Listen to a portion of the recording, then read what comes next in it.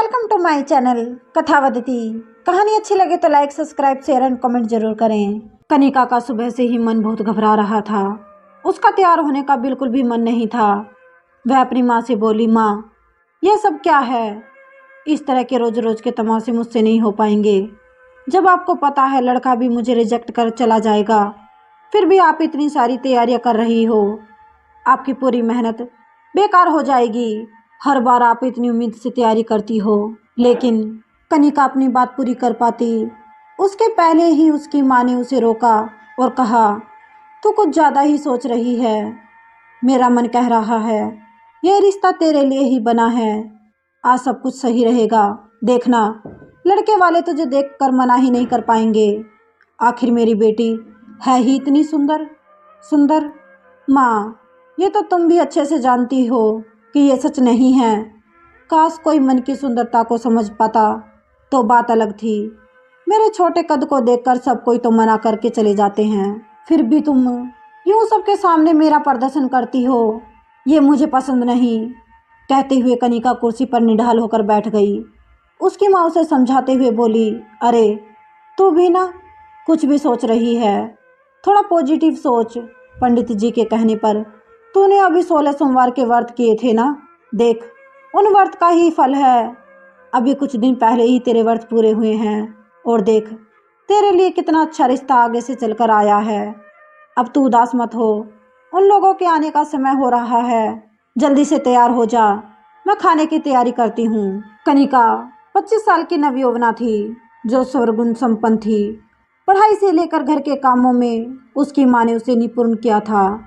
जो भी रिश्तेदार उसे जानते पहचानते थे सभी यही कहते थे, जिस घर में भी उसकी शादी होगी वह घर ऐसी बहू पाकर धन्य हो जाएगा। कनिका के माता पिता भी दूसरे माता पिता की तरह चाहते थे कि समय रहते उनकी बेटी की शादी हो जाए।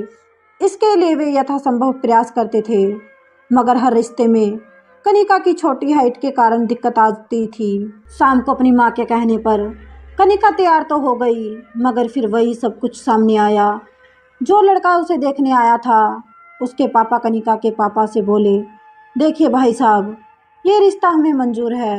मगर रिश्ता मंजूर हो जाने की बात सुनकर कनिका के पापा बहुत खुशी हो गए। वाह, यह तो बहुत अच्छी बात है कि आपको यह रिश्ता पसंद है। मगर फिर आपने मगर बोलकर अपनी बात अधूरी क्यों छोड़ दी?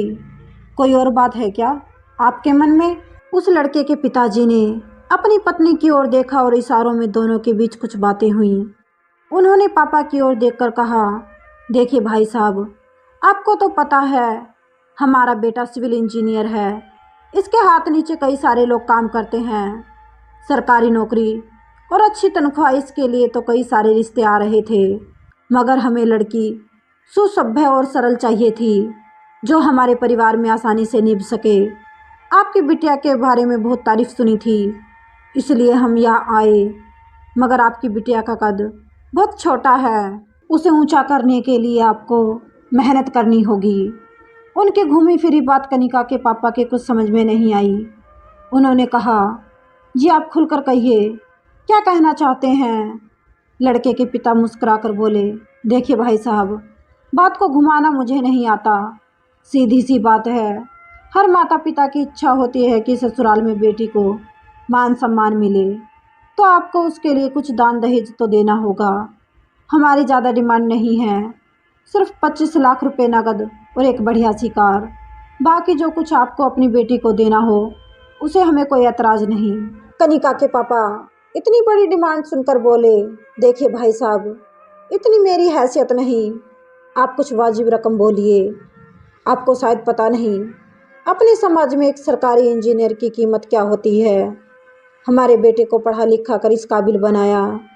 आपकी बेटी सारी उम्र राज करेगी, तो क्या हमें उसकी शादी में कुछ पाने की उम्मीद करना गलत है क्या? इसके लिए तो कई घरों से रिश्ते आ रहे थे, लोग 50 लाख रुपए तक नगद देने को तैयार थे। मगर हमें आपकी बेटी पसंद आ गई, इसलिए कम रुपयों की डिमांड कर रहे हैं। इस पर कनिका के पापा ने कहा, आपका बेटा इंजीनियर है तो मेरी बेटी भी आईएएस की तैयारी कर रही है। जल्दी ही वह भी सरकारी नौकरी की हकदार हो जाएगी।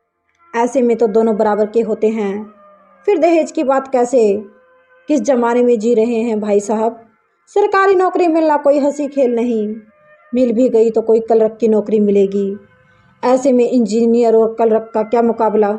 यदि आप हमें मनचाहा दहेज देने को तैयार हैं तो फ़ोन लगा लीजिएगा, अभी हमें आज्ञा दीजिए। उनके जाने के बाद कनिका के पापा उदास होकर बैठे थे। कनिका उनके पास आई और बोली, पापा, आप आज तक मेरे छोटे कद के कारण परेशान हो रहे थे, मगर अब मुझे समझ आ गया है कि मुझे अपना कद बढ़ाना ही होगा। मुझे सिर्फ 1 साल दे दीजिए। आपकी बेटी इतनी काबिल है कि उसके लिए लड़कों की लाइन लग जाएगी। अपनी अथक मेहनत और परिश्रम से कनिका ने आखिर अपने लिए एक मुकाम हासिल कर लिया। आज कनिका आईएएस का एग्जाम क्लियर कर कलेक्टर बन चुकी थी और वह इंजीनियर लड़का उसी के अंडर काम कर रहा था। कनिका को वहां देख उसकी नजरें शर्म से झुक गई और आज कनिका के कद के आगे उसका कद बौना नजर आ रहा था।